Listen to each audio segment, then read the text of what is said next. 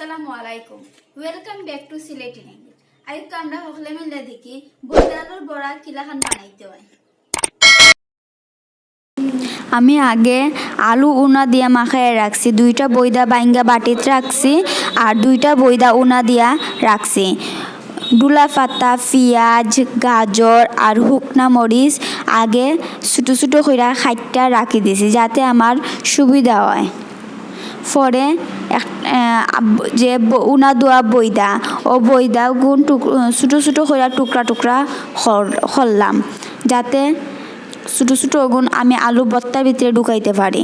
আপনারাও আপনারা মতন করে বইদা গুণ ছোটো ছোটো করবা। এরপরে একটা বাটির মাঝে ডুলা পাতা, পিঁয়াজ আর একটু নুন দিয়া বালা করে মাখাইতে হইব। আমার কম হয়ে গেছে দিকটা আমি আর একটু পিঁয়াজ আর ডুলা পাতা লইয়া মাখাইলাম। মাখানি শেষে আমি আলু ভর্তার সাথে আর পিঁয়াজ, ডুলা পাতা, নুন দেওয়া যে মাখাইল ভর্তা ওগুনতেরে একলগে আবার ভর্তা বানাইমু মাখাইমু। মাখানি শেষে উপরে একটু গাজর সাজাইয়া দিলাম আর একটু ধনিয়া পাতা দিলাম।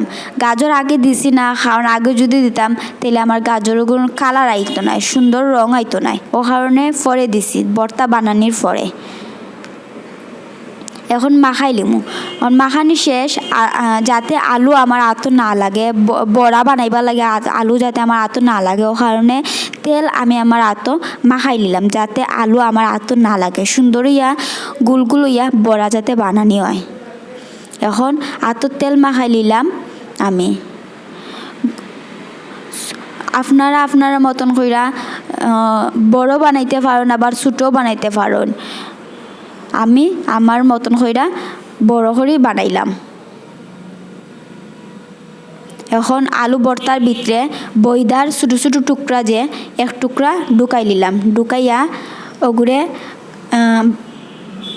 লম্বা কইরা বড়া বানাইলাম। আপনারা গুলও পারবা আবার লম্বাও পারবা, আমি লম্বা কইরা বানাইলাম বইদা আলুর বড়া।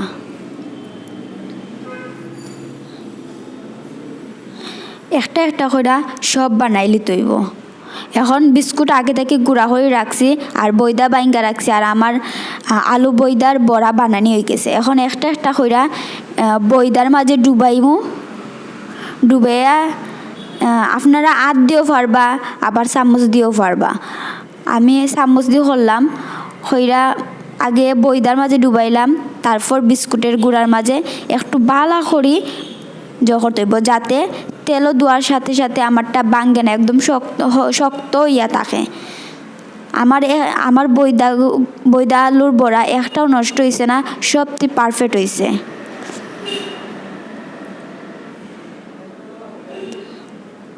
ওরকম করে সবটি বানাই নিলাম আমি।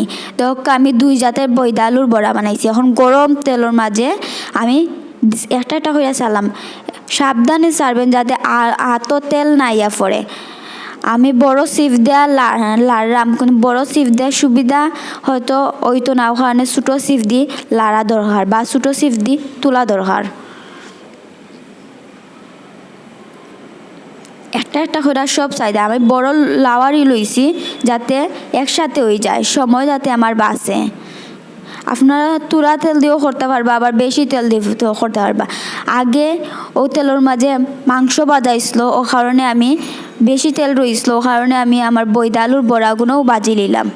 এক কামে আমার 2 কাম হয়ে গেল। এখন আমি একটা একটা করে আমার বইদা আলুর বড়া বাজা হয়ে গেছে, আমি একটা একটা করে তুললাম। আমার একটা বইদা আলুর বড়া নষ্ট হয়েছে না বা একটা বইদা আলুর বড়া ভাঙছে না। একটার মাঝে হয়তো বিস্কুটের গুঁড়া ডিম একটু কম লাগছে, ও কারণে এটা একটু খাল উঠে গেছে। ও দেখো আমার বইদা আলুর বড়া কত সুন্দর পারফেক্ট হয়েছে, এখন তো একবারে দোকানও লাগান। এখন আরেক জাত সাদা বইদা আলুর বড়া ওগুন দিলাম। সাদা বইদা আলুর বড়া বিস্কুটের গুঁড়ার যে কালার আইছে ও কালার আইছে না, কিন্তু স্বাদ একই। ও দেখো আমি লড়াই হাত থেকে উপর নিচ করছি, তাও আমার বইদা আলুর বড়া ভাঙছে না।